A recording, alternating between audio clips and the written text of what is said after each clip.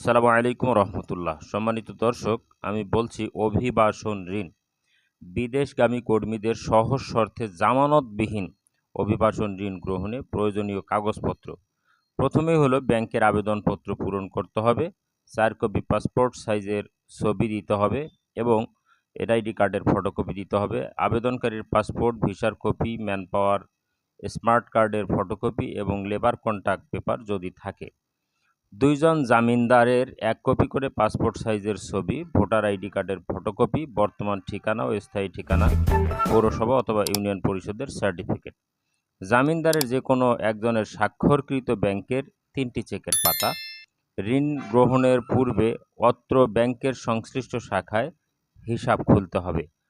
ঋণের সীমা: নতুন ভিসার ক্ষেত্রে 3 লক্ষ টাকা, রিএন্ট্রি ভিসার ক্ষেত্রে সর্বোচ্চ 3 লক্ষ টাকা। ঋণের মেয়াদ: নতুন ভিসার ক্ষেত্রে ঋণের মেয়াদ সর্বোচ্চ 3 বছর এবং রিএন্ট্রি ভিসার ক্ষেত্রে ঋণের মেয়াদ হবে সর্বোচ্চ 2 বছর।